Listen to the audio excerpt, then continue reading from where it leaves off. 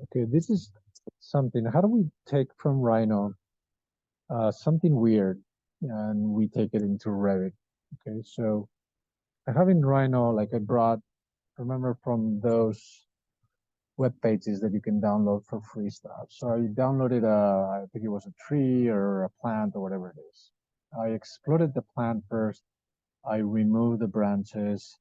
I brought the branches to a side, placed them in a different layer, like a tree layer, and I joined them afterwards. So I have this thing. And, my project has some branching in a particular space. I might need to do some trimming or some cleaning up and obviously some scaling to do, no? One way to do this is like, for example, if I have the space of my actual um, project, my side project, I can place it in a particular location that I want and trim the branches that I don't need on the interior. By using the trim command, I can select the box, enter, start trimming those elements. Now, this is a mess because those were OBJs, so it's a little tricky to do this like that. So what I need to do is, and as you know, is mesh this box first. It's a box, so pure polygons makes a lot of sense. And now I can do mesh trim. Remember that the commands are the same, but with the word mesh in front. So I can select the mesh, enter, and start trimming this. And this is again to adjust it to whatever architectural element I might have.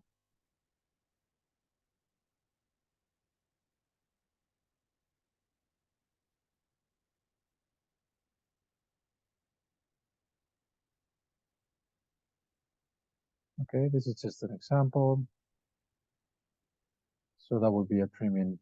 Whoops. Let's explode that and get rid of this one.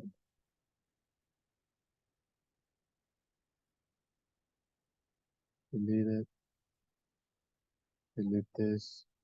So now I know it fits in the space. I would just need to make sure that the space is the one that I'm not really doing a scalar, no? So I'm going to join this once again.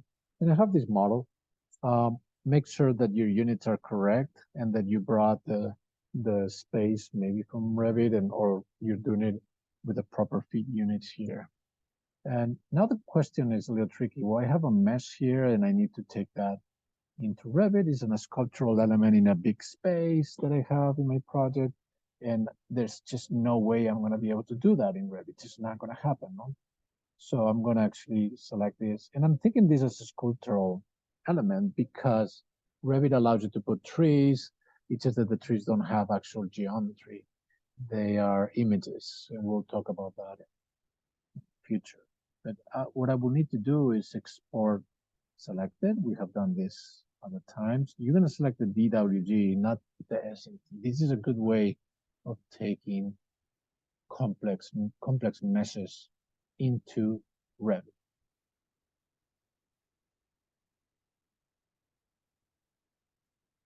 Okay, I'm going to override that one. Yes. One option is that the export option here is that you should select is probably 2007 solids. Okay. You're going to go to Revit. And I'm not sure about the scale, so maybe it's like a huge thing, most probably it is. But the way you would place that weird sculpture, like the tree sculpture that I want in my space, would be through the option of model in place.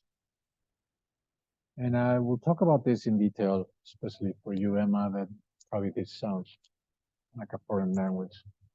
But this is the same as doing a family, but you do it in place, meaning as you see the project, you can do and insert families.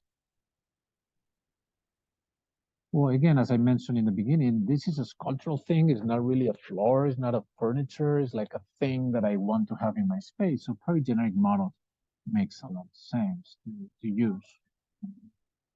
I will call it something that I know the name corresponds with it. Tree form because it's not really a tree either.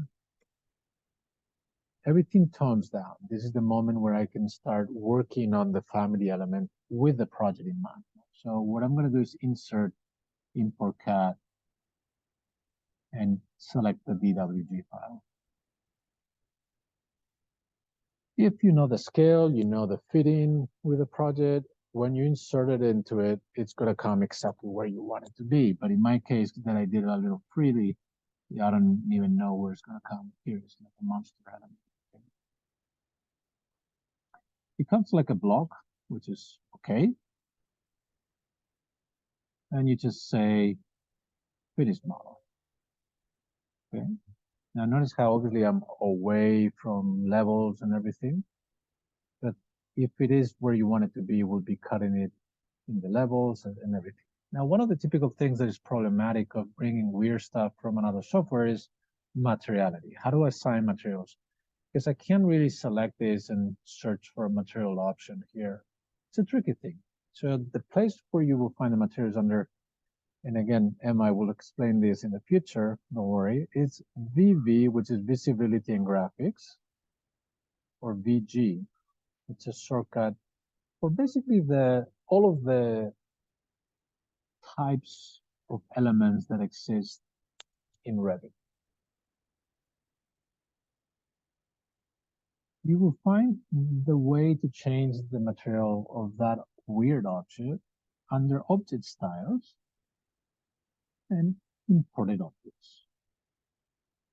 Again, VV, Visibility and Graphics, Object Styles, Imported Objects. And here is tree, red color. If you want to change that color, you can change it. And most important, under material, you can say the material that you want to assign there.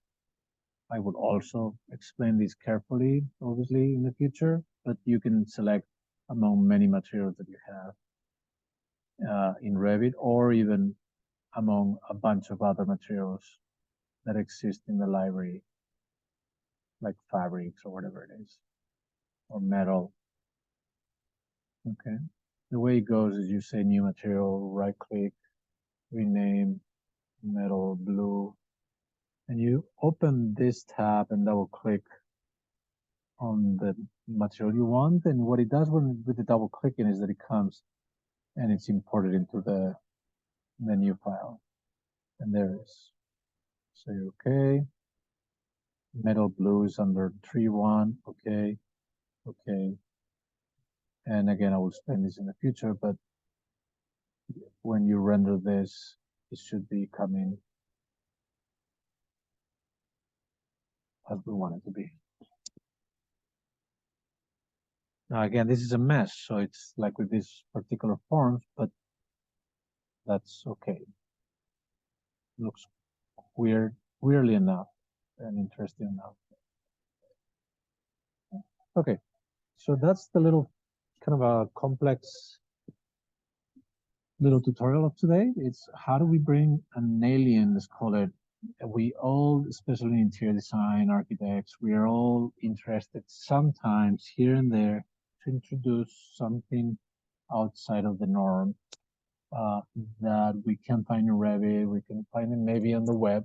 We download an OBJ for free from any of these catalogs. Where is it? I brought it from these guys. I think it was a collection of small trees. Search for the OBJ. It's going to be a mess, but okay. And I exploded, I disjoined things, and I kept the trunk of the tree, and then I use it now as a sculptural element in a particular space, and I can assign it my own material. I can scale it in Rhino and bring it here and do whatever I want to do. Okay, so that's one little tutorial.